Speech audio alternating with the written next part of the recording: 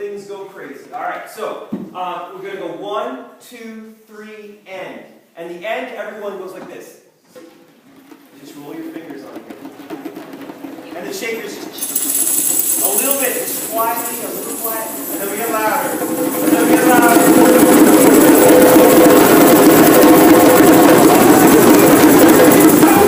And that's the end, and the crowd goes crazy, okay? Alright, so I think we can do this. Let's try the whole song, okay? This is called Orono's Cuckoo. Alright, so let's do it. Alright.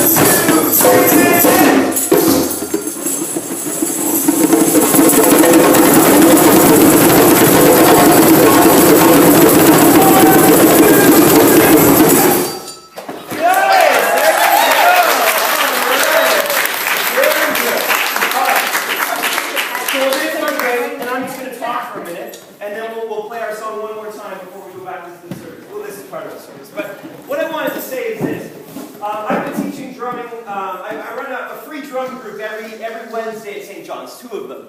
And it's taken all kinds of different forms. And often in the summertime, if it ever comes, we drum in the park across from St. John's. And there's been some things that I've learned from this. And now I drum because there's something about the gospel I find in drumming. Okay? And there's a lot of things. I could preach 100 different sermons on why drumming. I want to write a book, Drumming in the Bible, because it's just, there's so much you can do. But the one thing that I think is really cool, and what I've learned from running these drum circles is this. And it kind of has to do with the gospel today, where you have Thomas, right? And it's a bit of a gross story. You know, Thomas is like, I'm not going to believe it until I stick my finger in the hole of the wound, right? And you're like, Thomas, honestly, you know, probably you just need to see him, all right? So you don't have to take it that next step. But he needs to have an experience. He's like, people are telling me this stuff, but he's got every good reason to not believe, right? Because let's be honest, it's not like people raise all the time from the dead. So he's got good reason not to believe what's being told him. But Thomas says, so I need to experience it. I need to see for myself. I need to be a part of this thing. I need to stick my finger in the hole. I'm not just going to take your word for it. And you know what? We live in a world that with Christianity, we've depended so much on just telling people. And people are like, aren't listening anymore. They're like, we don't really want to hear you talk about it all the time. We need to be a part of this thing. If you're saying that this Jesus fellow is so great, if you're saying that being a Christian is so great, we don't want to just hear you talk about it. We want to see this in action and join in it. And drumming is just like that.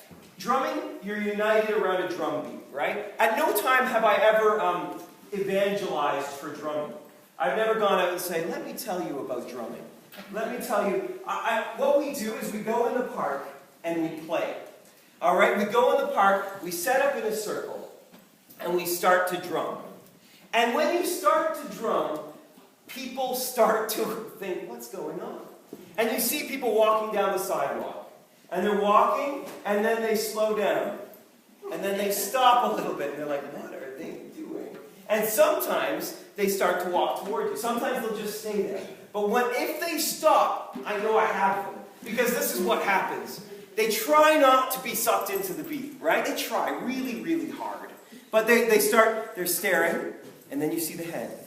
You know? Because the beat's starting to get in them, right? Or sometimes they're able to control the head, but the toes never lie, right? And the toes start, and the beat, I know the beat started to get them, right? And then sometimes that's all I'll get. Sometimes all I'll get is them on the sidewalk tapping their toe or nodding their head. Sometimes they'll take a few steps towards and just watch, and they'll start tapping a little bit more or start bobbing a little bit more. We always have extra drums there and extra seats, right? So if they get close enough, I'm like, have a seat.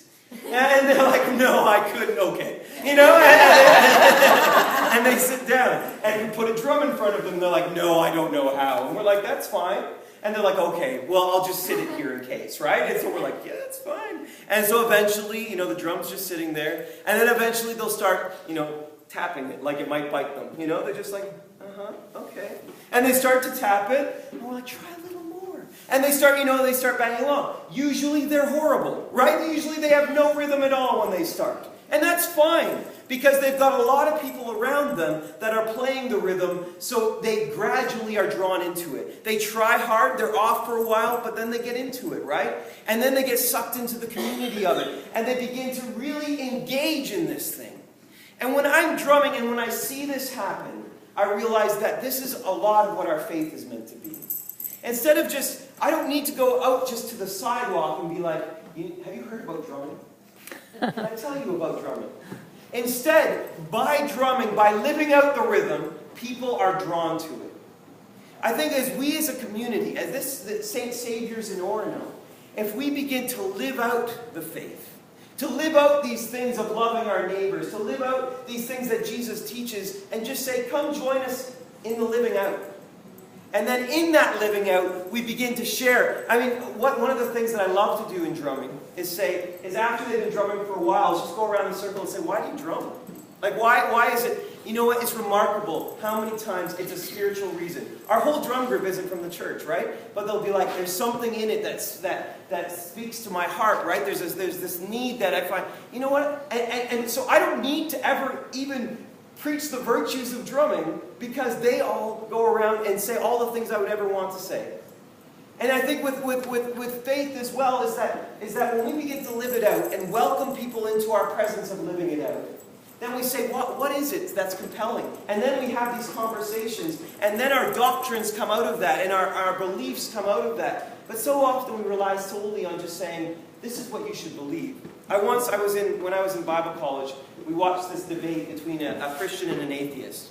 And we were watching this debate, and the Christian had all kinds of really great points, and the atheist had all kinds of really great points, and we're watching it, and I was going to Bible college, right? So we watched this debate. Our teacher goes up to the front, turns it off, and says, see, the Christian won. And I was like, wait a second.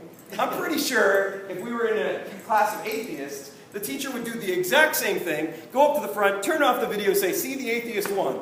Right? There was everyone was just throwing snowballs, throwing words at each other. But when you begin to live something out, it's not about just throwing snowballs at each other. When you begin to live out a truth, rather than just talking about a truth, then it's a lot harder to just throw snowballs at each other. Things begin to change. And we have our Thomases in our community that begin to see the living Jesus rather than just hearing about it. And I think that's really, really important. Amen? Amen. All right, so let's drum one more time. Let's do our song. I know you got it. And then we'll start touring. All right. Next time the Queen comes to Canada, they'll bring the Orono drummers to the cathedral. All right, so let's try this out. Are we ready? Remember, it starts with me, da da da da da da boom.